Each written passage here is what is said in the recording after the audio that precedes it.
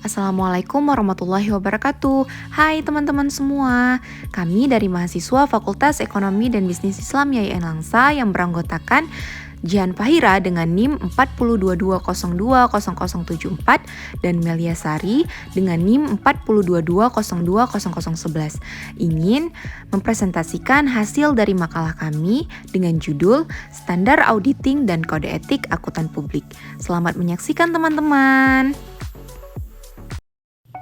Suatu laporan keuangan yang telah diaudit akan lebih mempunyai nilai kepercayaan di mata para pemakai informasi jika dibandingkan dengan laporan keuangan yang tidak diaudit.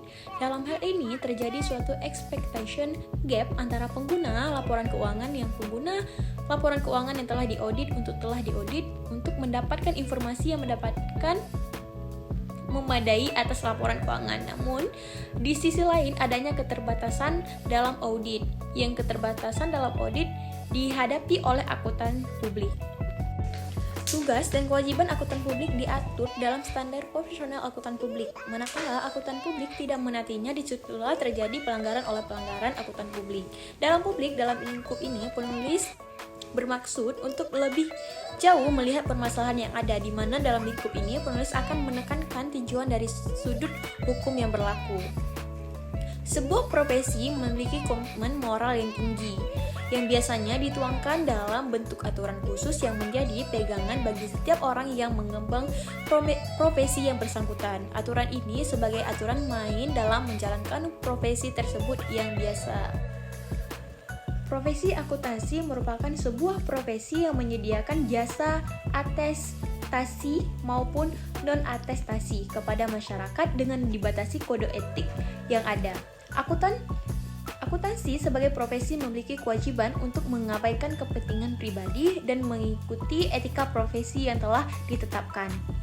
Dalam arti sempit, profesi akuntan adalah lingkup pekerjaan yang dilakukan oleh akuntan sebagai akuntan publik yang lazimnya terdiri dari pekerjaan audit, akuntansi pajak, dan konsultan manajemen. Peran akuntan dan perusahaan tidak bisa terlepas dari penerapan dalam perusahaan meliputi prinsip kewajaran, akuntabilitas, transparansi, dan responsibilitas. Peran akuntan meliputi akuntan publik, akuntan internal, akuntan pemerintah, dan akuntan pendidik.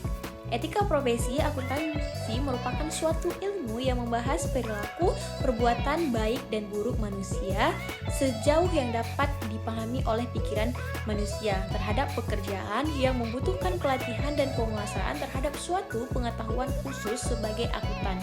Dalam menjalankan profesi sebagai seorang akuntan, harus dengan sadar menjalankan tugas, hak, kewajiban, dan fungsinya. Namun, menjadi akuntan bukanlah hal yang mudah. Pentingnya kode etik dalam suatu profesi adalah suatu cara untuk memperbaiki iklim organisasional sehingga seseorang dapat berperilaku secara etis.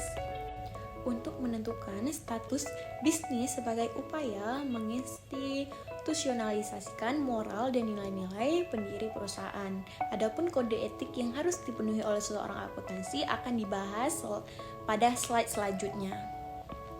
Nah, selanjutnya yaitu pengertian standar auditing. Standar auditing merupakan peraturan yang ditetapkan agar dapat dijadikan pedoman khusus dalam menilai dan melaksanakan evaluasi terhadap laporan keuangan suatu perusahaan, dengan tujuan untuk menentukan tingkat kesesuaian antara laporan tersebut dengan kriteria yang telah ditetapkan selanjutnya.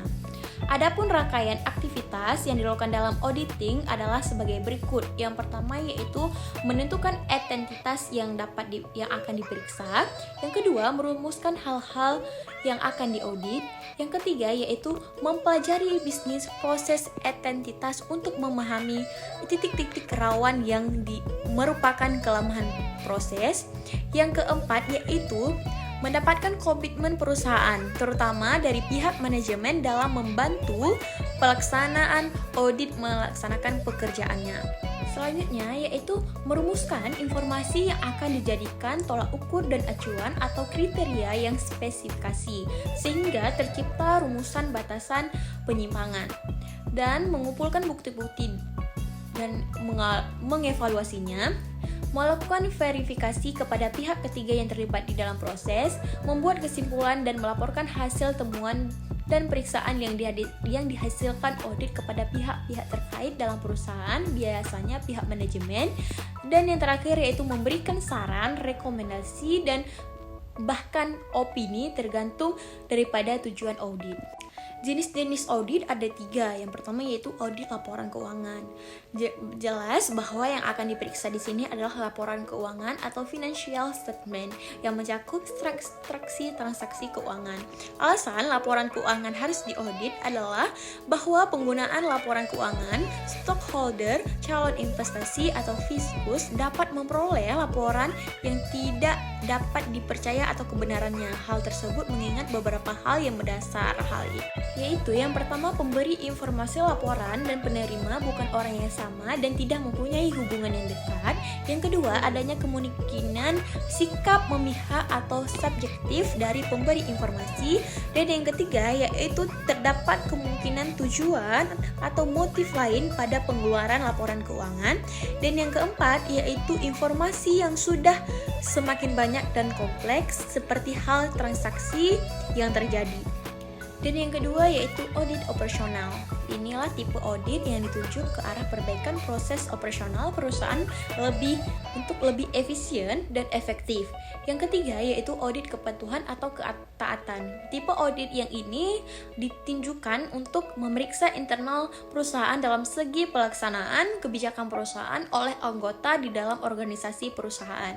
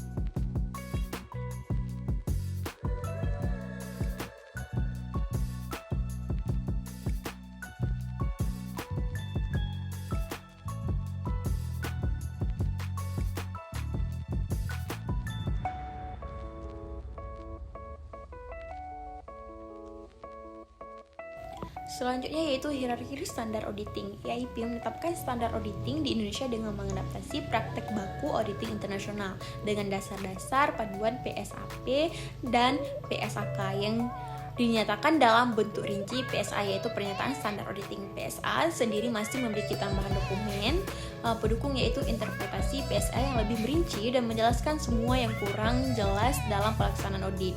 Yang pertama yaitu standar umum. Standar auditor harus memiliki kriteria sebagai berikut. Yang pertama yaitu mampu bersikap objektif dan independen dalam artian mempunyai kemampuan bersikap netral, tidak memihak pemberi atau penerima atau pemakai informasi, dan memiliki panduan sendiri yang bersifat baku atau dapat diterapkan, misalnya PSAK atau PSAP. Selanjutnya yaitu memiliki keahlian dalam auditing yang memadai. Yang ketiga yaitu telah mengikuti pelatihan yang mencukupi untuk melaksanakan proses audit. Yang terakhir yaitu berketerampilan profesional yang cermat dan seksama atau teliti. Auditor yang memenuhi kriteria tersebut di atas dapat dipastikan akan dapat bekerja dengan baik dan menghasilkan temuan atau membuahkan hasil audit yang benar dan mampu mendukung perbaikan bagi perusahaan. Bila kriteria di atas yang dijadikan standar umum tidak dapat dipenuhi, maka hasil audit yang diperoleh tidak dapat dipercaya dan auditor tersebut tidak kredibel. Dibayangkan bila seorang auditor memihak kiri dan kanan, hal ini akan ditemukan kemudian hari dan akan menimbulkan skandal besar dan menyebabkan banyak pihak akan melalui proses hukum. Karena hasil audit yang tidak benar dapat dijadikan bukti tindakan kriminal atau penipuan atau pemalsuan. Standar umum audit harus dilaksanakan oleh seorang atau lebih yang memiliki keahlian dan pelatihan teknis cukup sebagai auditor. Yang kedua, dalam semua hal yang berhubungan dengan penugasan, independensi dalam sikap mental harus dipertahankan oleh auditor. Dan yang terakhir, dalam pelaksanaan audit dan penyusunan laporan, auditor wajib menggunakan kemahiran profesionalnya dengan cermat dan seksama. Selanjutnya yaitu standar pekerjaan lapangan. Pekerjaan harus direncanakan sebaik-baiknya dan jika digunakan asisten harus disupervisi dengan semestinya. Pemahaman yang memadai atas struktur pengendalian intern harus diperoleh untuk merencanakan audit untuk menentukan sifat, saat, dan lingkup pengujian yang akan dilakukan. Dan yang terakhir, bahan bukti kompeten yang cukup harus diperoleh melalui inspeksi, pengamatan, pengajuan pertanyaan, dan konfirmasi sebagai dasar yang memadai untuk menyatakan pendapat atas laporan keuangan yang diaudit.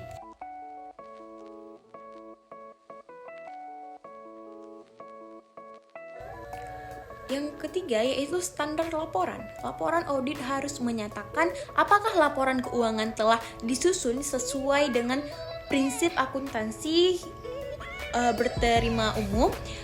Yang kedua yaitu laporan audit harus menunjukkan keadaan yang di dalamnya prinsip akuntansi tidak secara konsisten diterapkan dalam penyusunan laporan keuangan periode berjalan dalam hubungannya dengan prinsip akuntansi yang diterapkan dalam periode sebelumnya. Selanjutnya yaitu pengungkapan informatif dalam laporan keuangan harus dipandang memadai kecuali dinyatakan lain dalam laporan audit. Dan yang terakhir yaitu laporan audit harus memuat suatu pernyataan pendapat mengenai laporan keuangan secara keseluruhan atau suatu asersi bahwa pernyataan demikian tidak dapat diberikan. Baik, selanjutnya saya akan menjelaskan mengenai etika profesi. Etika profesi bisa dimengerti oleh banyak orang bahwa suatu hal yang berkaitan dengan bidang tertentu atau jenis pekerjaan yang sangat dipengaruhi oleh pendidikan dan keahlian. Sehingga banyak orang yang bekerja tetapi belum tentu dikatakan memiliki profesi yang sesuai. Tetapi dengan keahlian saja yang diperoleh dari pendidikan kejuruan juga belum cukup untuk menyatakan suatu pekerjaan dapat disebut profesi.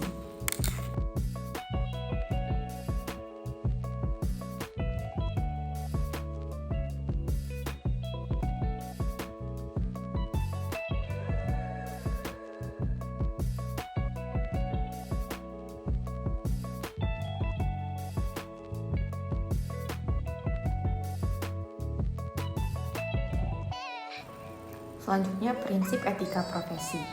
Yang pertama, tanggung jawab terhadap pelaksanaan pekerjaan itu dan terhadap hasilnya, dan tanggung jawab terhadap dampak dari profesi itu untuk kehidupan orang lain atau masyarakat pada umumnya.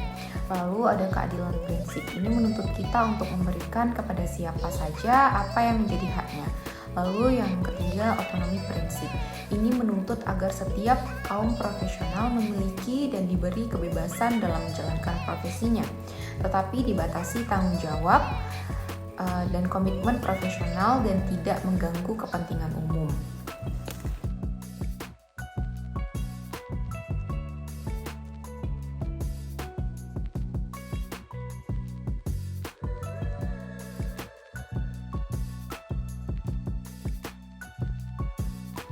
Baik, selanjutnya manfaat etika profesi. Yang pertama, meningkatkan tanggung jawab. Yang kedua, menekankan prinsip profesionalisme. Yang ketiga, menciptakan ketertiban. Yang keempat, mencegah campur tangan pihak lain. Yang kelima, melindungi hak-hak pekerja. Dan yang keenam, menyelesaikan persoalan mengenai seksual.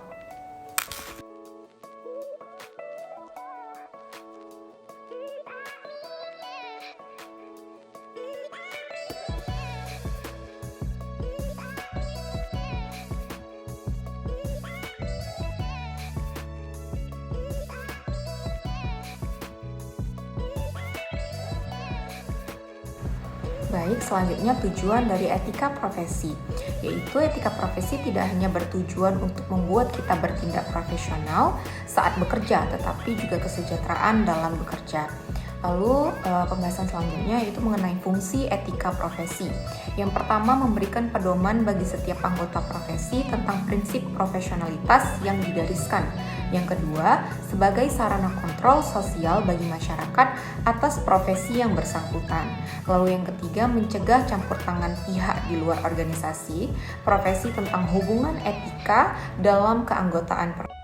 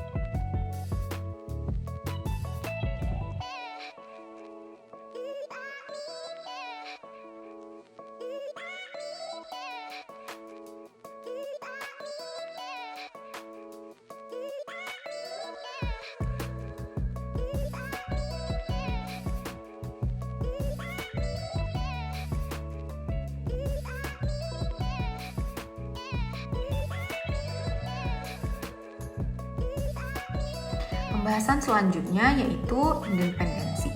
Independensi dalam mengaudit yaitu cara pandang yang tidak memihak dalam melaksanakan pengujian evaluasi akhir, pemeriksaan, serta penyusunan laporan audit.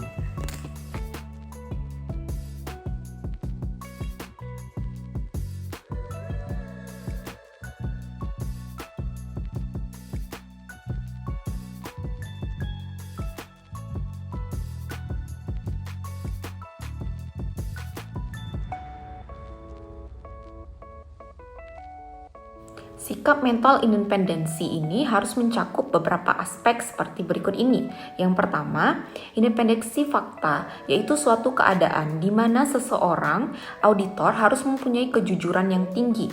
Yang kedua, independensi dalam emprints, yaitu independensi dalam penampilan, yaitu pandangan pihak lain terhadap auditor sehubungan dengan pelaksanaan audit, maka auditor harus menjaga posisinya sedemikian rupa sehingga tidak dipercaya oleh pihak lain. Lalu yang ketiga, inkompetensi independen, yaitu independensi dari sudut pandang keahlian yang erat kaitannya dengan kompetensi.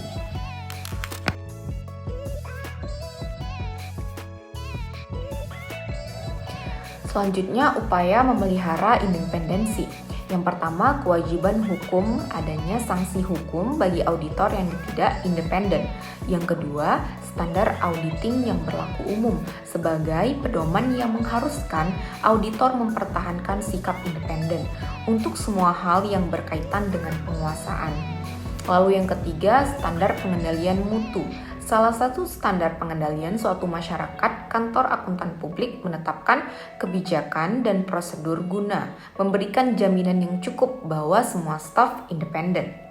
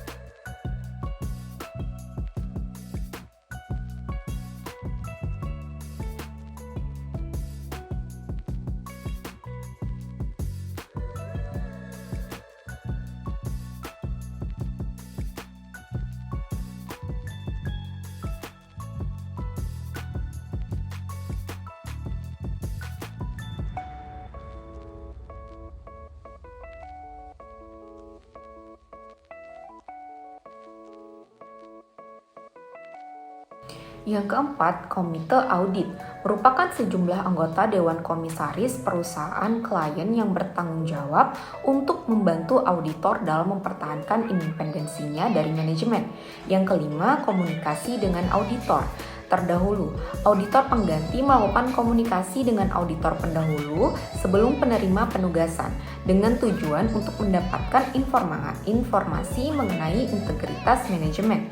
Lalu yang keenam, penjajagan pendapat mengenai penerapan prinsip akuntansi, tujuan untuk meminimalisir kemungkinan manajemen menjalankan praktik membeli pendapat. Hal ini merupakan ancaman potensial terhadap independen.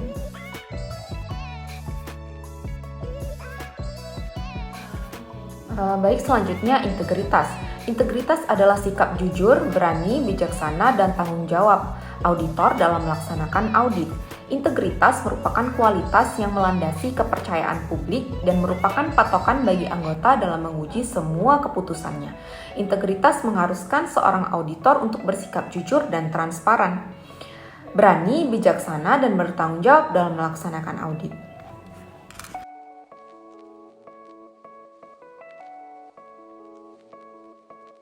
Prinsip integritas menurut Amin Wijajatunggal dalam buku Pedoman Pokok Audit Internal pada tahun 2012 menyebutkan beberapa prinsip integritas, antara lain yang pertama, auditor internal harus melaksanakan pekerjaannya dengan kejujuran, kerajinan atau ketekunan, dan tanggung jawab. Yang kedua, auditor internal harus mengamati hukum dan melakukan pengungkapan yang diharapkan hukum dan profesi.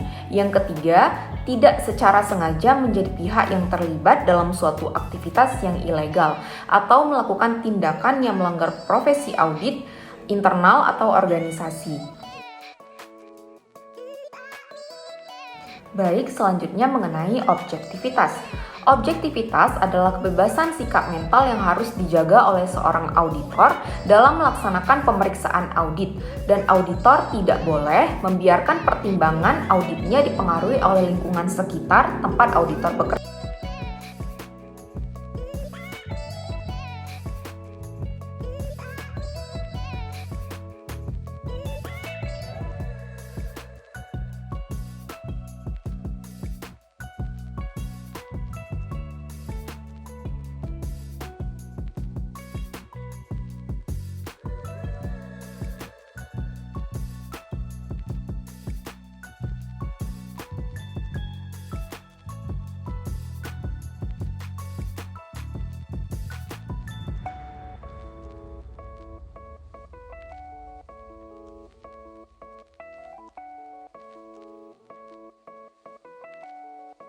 Prinsip objektivitas. Menurut Amin Wijajatunggal dalam buku Pedoman Pokok Audit Internal pada tahun 2012 menyebutkan beberapa prinsip objektivitas, antara lain yang pertama, tidak berpartisipasi dalam setiap aktivitas atau mempunyai hubungan yang dapat memihak atau dianggap memihak terhadap pertimbangan mereka yang tidak memihak. Yang kedua, auditor internal tidak menerima apapun yang dapat mempengaruhi atau dianggap mempengaruhi pertimbangan profesional atau professional judgment mereka. Yang ketiga, auditor internal harus mengungkapkan semua faktor yang material yang mereka ketahui, yang jika tidak diungkapkan dapat mendistorsi aktivitas pelaporan yang ditelaah. Baik, hanya ini yang dapat kami sampaikan. Terima kasih kepada teman-teman semua yang telah menyempatkan waktunya untuk menonton video kami. Kami dari kelompok 3 ingin mengundurkan diri dan kami meminta maaf jika ada kesalahan penjelasan maupun kata-kata dari kami. Lebih dan kurang kami memohon maaf sebesar-besarnya. Wabillahi taufiq wal hidayah. Assalamualaikum warahmatullahi wabarakatuh. Happy watching guys.